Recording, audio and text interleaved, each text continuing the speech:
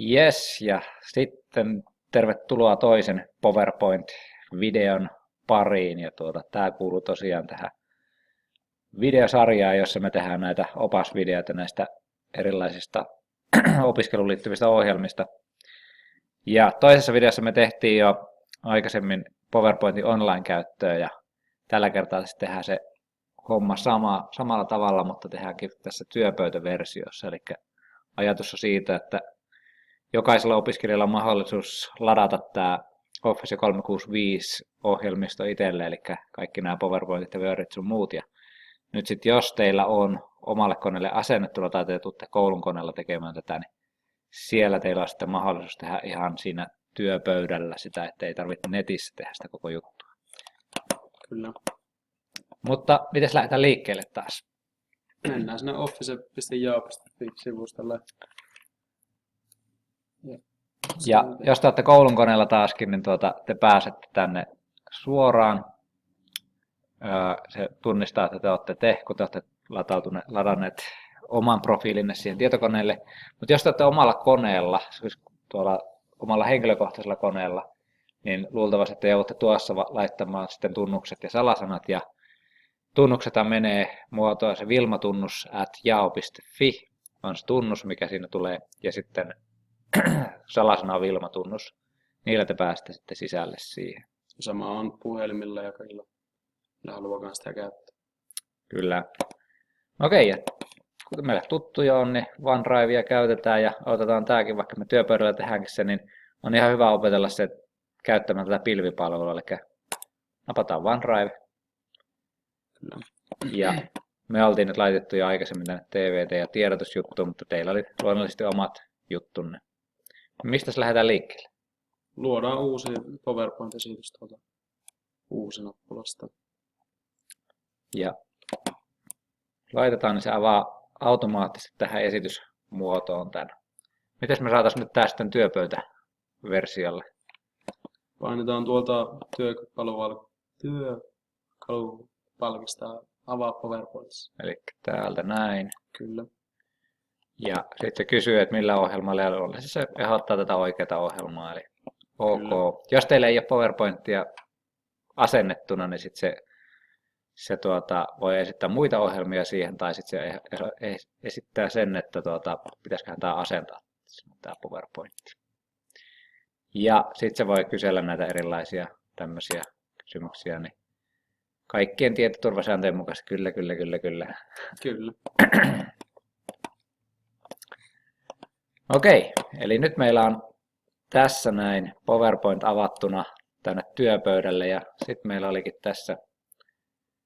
tässä ensimmäisenä ohjeena tällainen näin. Tulepas hyvä, tulepa Joonas.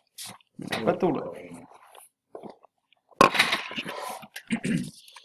No niin, eli ensimmäinen kohta on jo siis tehty, ja sitten onkin tämä toisen vuoro, eli ensimmäiselle dialle tulee otsikko, dia.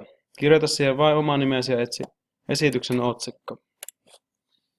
Eli otsikko. Tuo on ihan hyvä. Ja sitten nimi. Näin. Ja ensimmäinen kohta suoritettu. Näin vaikeita se on. Kyllä. Sitten on tämä kolmas kohta, eli luo uusi dia, jolle tulee varsinainen sisältö. Kirjoita dian ohje siitä, kuinka saat näkyviin varsinaisen esityksen. Tällöin esityksessä näkyvät pelkästään diat, joten näkyvissä ei ole yläreunan työkalupalikkoja ynnä muuta sellaista. Eli täältä. Eli täällä ylhäällä nyt näette ne työkaluvalikot, eli siellä on käytännössä, noista voitte käydä klikkailemassa, jos te kiinnostaa, niin että mitä kaikkea siellä nyt sitten löytyykään. Ja osa näistä jutuista me nyt tutustutaan myös tässä videossa, mutta jos palataan tuohon tehtävän antoon, niin eli luodaan uusi dia. Kyllä. Näillä on näitä erilaisia dioja. Ja minun mielestä tämä otsikko ja sisältö on tähän tarkoitukseen ihan hyvä. Eli otetaan se. Ja sitten tähän voi kirjoittaa otsikon. Eli se on esimerkiksi näin. Ja tähän tulee sitten se niin kuin ohjeet. Lyhykäisyydessä. Kyllä. Se on Tässä itse asiassa on 3 tapaa, miten voi laittaa se ääni. Joo, tää on monipuolisempi kuin online. Kyllä. Elikkäs ensimmäinen tapa on se perinteinen. Otetaan työkaluvalikos palkista diaesitys täältä näin ja tästä alusta tai sitten nykyistä diasta.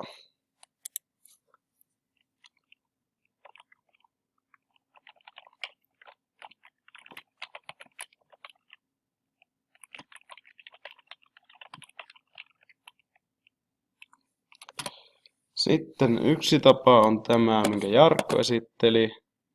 Täältä diaesitys. Ja diaesityksethän te pääsette aina pois ESC-nappulalla, eli vasemmalla ylhäällä näppäimistössä ESC-nappula. Kyllä.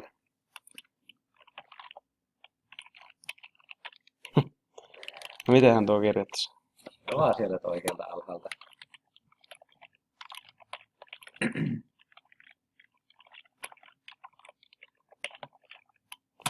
Kolmas, nopein tapa minun mielestä on vaan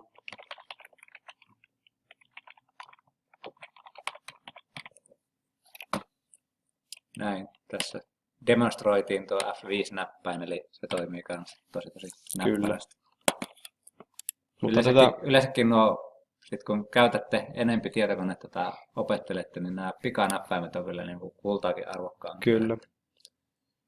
Ja tätä F5 tosiaan ei ole tuossa online-versiossa, se vaan päivittää sivun. Jes, eli tässä oli tämä kohta. Mikäs meillä on seuraava? Seuraavaksi on uuden dian luomista. Ja siihen liitetään kuvankaappaus tietokoneen työpöydästä. Elikkäs uusi dia. Tähänkin käy tää. Otetaan tällä kertaa joku toinen, esimerkiksi vertailu. Sillä ei ole käytännössä mitään väliä. Kaikki näihin voi lisätä kuvan.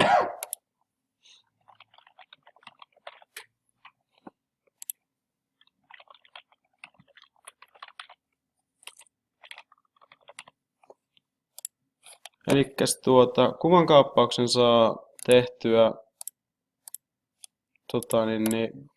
print screen näppäimellä, mikä löytyy noitten F eli funktionäppäinten vierestä. Kannettavassa tietokoneessa voi olla jossakin muuallakin, että etitte vain sellaista nappia, missä lukee print SRCN eli print screen. Kyllä. Siitä vaan painamalla kerran ja menemällä esimerkiksi Painttiin ja Ctrl-V:tä painamalla saatte siitä hyvän kuvan. Sitten tallennatte nimellä, annatte sille nimen ja olette valmiita. Ja nyt se kuva tuli tuonne työpöydälle tallennettiin tuossa äsken, eli se näkyy siellä ja voi siellä sitten liittää vaikka sähköpostiin liitetiedostoksi tai mihin tahansa muuhun ohjelmaan käyttää. Kyllä. Ja sitten kuvan saa lisättyä joko lisää työkalupalkista kuvat tai sitten tuosta näppäimestä, joka on käytännössä ihan sama, mutta ehkä jopa nopeampi. Se tulee tähän.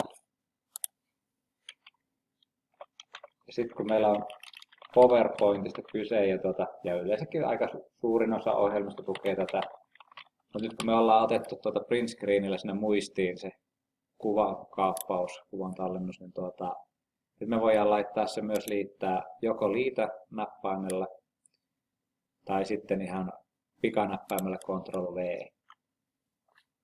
Ja kyllähän tuo nyt aika samalta näyttää. Kyllä. Kyllä me ollaan hyviä. Kyllä. Ja Seuraava. seuraavaksi on diaesityksen animaation lisäys. Ja se tulee tänne ohjeet-osioon. Eli animaatiot, valitaan teksti, otetaan vaikka tuo lisäys, se on hyvä. Toimii noin. Ja sitten näitä voi tässä työpöytäversiossa tosiaan tässä on sellainen etu, että toisin kuin online-versiossa, niin me voidaan tehdä myös tällaisia hienovaraisempia animaatioita. Eli silloin kun Kyllä. me sisennetään lisää tätä, niin me voidaan laittaa tuolta, valitaan siitä vaikka se, ja sitten tuolla oikealla ylhäällä on, että aloitus niin edellisen kanssa, niin ei siitä, vaan ota sitä aloitus, ja sitten siinä on se alasveto valikko edellisen kanssa, lukeka. Miksi mä en nyt? Niin, juu, siitä, kyllä. ja sitten napsautettaessa, ja sitten se Kyllä. muuttaa sen. Ja siitä näette tuosta numerosta aina, että missä järjestyksessä ne tulee. Ja nyt ne tulee, ykkösenä tulee tuo työkalupalkista ja kakkosena tulee ja heipä hei. Nyt se muutti sen. Kyllä, nyt ne on oikeassa järjestyksessä. Ja nyt jos katsotaan miltä se näyttää, että animaatio nyt tässä tapauksessa ei ole mitään Akuankka-animaatiota, vaan ihan tarkoittaa tällaista. Näissähän voisi laittaa vaikka minkäännäköistä pyörivää ja kaiken näköistä efektiä sinne, mutta ensimmäisellä kerralla se on ihan hauska, kun se pyörii siinä, mutta sitten kun te pidätte esityksiä, teillä on niin kuin 50 tuommoista pyörivää juttua tulee sieltä, niin se alkaa pikkuhiljaa raivostuttaa sekä katsojaa että myötähäpeää tunteita tulee kyllä vahvasti. Eli käyttäkää tämmöisiä hyvin maltillisia lisäyksiä tai näitä animaatioita. Joo, se on siis, sen näkee, että se on siellä joku efekti, kun tuolla on tuommoinen hieno tähdenkuva. Sitä voi sitten painaa, jos haluaa toistaa. Mutta... Ja näissä muissahan ei siis näitä animaatioita siis olevan. Sitten on diaesityksen ulkaisun vaihtaminen noista valmiista esitysmalleista. Silleen se tulee kaikkiin noihin dioihin. Mennään tänne rakenne, työkalupalkkiin ja valitaan joku hieno tai oikeasti hieno valmis rakenne, esimerkiksi vaikka tämä. Ja sitten niitä pystyy värejä muuttamaan täältä muuttajat. Joo, ja samoin fontteja ja muuta voi kyllä muutella sieltä, että Kyllä. haitte sen oman näköisenne esitykseen. Ja näin meillä on kaikissa dioissa automaattisesti. Ja jos teillä on paljon dioja ja paljon tekstiä siellä ja kuvia ja sun muuta, niin kannattaa käydä ne diat läpi vielä jossain vaiheessa ennen kuin esitätte sen, koska silloin kun muutetaan rakennetta, niin se heittelee myös nämä tekstit sun muut uudella tavalla sinne. Ja sitten joskus saattaa tulla sillä, että vaikka teksti ei näykään kokonaan tai se on hirveän pientä tai tällaista näin. Kuten tässä huomaa, että tuo otsikko on mennyt eri puolelle. Ja tässä se on oikeassa kohdassa, niin kuin se oli alun perinkin. Näin, me ollaan aika pitkällä. Kyllä. Tässä sitten. Sitten on nimeäminen ja tallentaminen. Se on ehkä se haastavin osuus, tuo tallentaminen. Tämähän on luonnollisesti niin aika pitkälti samanlainen kaikissa ohjelmissa. Kyllä. Eli tallennan-nappullallahan te pystytte tallentamaan sen kyseisen tiedoston, että pystytte tavallaan tekemään sen, nämä kyseiset muutokset muuttamaan siihen tiedostoon, mitä te olette muokanneet. Ja tallennan nimellä taas niin on sellainen, että siinä te taas niin kuin luotte uuden tiedoston käytännössä ja tallennatte sen sitten uudella nimellä. Kyllä. Ja tässä kun te käytätte tätä koulun tarjoamaa Office-pakettia, niin täällä on suoraan tämä Jyväskylän koulutuskuntayhtymä OneDrive, jota kannattaa käyttää oikeasti, siitä on apua. Sitten vaan sieltä selaamalla löydätte kaikki ne tarvittavat. Siinä se tarjoakin nykyistä kansiotakin jo. Ja sekin on totta. Siinä, että sinnekin voi se on tässä heti valmiin. Sitten se piti nimetä etunimi, alaviiva, sukunimi, alaviiva, PowerPoint. Sitten vaan tallenna ja hetki menee, niin se tallentaa sen tuonne, minne sen pitääkään se tallentaa. Ja tsadam, sinne se meni. Ja nyt jos mennään katsomaan, päivitetään tästä näin, niin jos on kerran tallentaa se sinne, niin sielläpä se on. Sitten se voi avata tässä online-versiossa myöskin. Näin. Ja tästä se onkin sitten valmis tiedoston jakamiseen sun muuhun, ja me tehdään siitäkin jossakin vaiheessa sitten vielä erillinen video, mutta täältä ne on helppo kuitenkin jakaa kaikille muille. Kyllä. Jes, tämä on ollut seuraava video. Moi moi. Kiitos.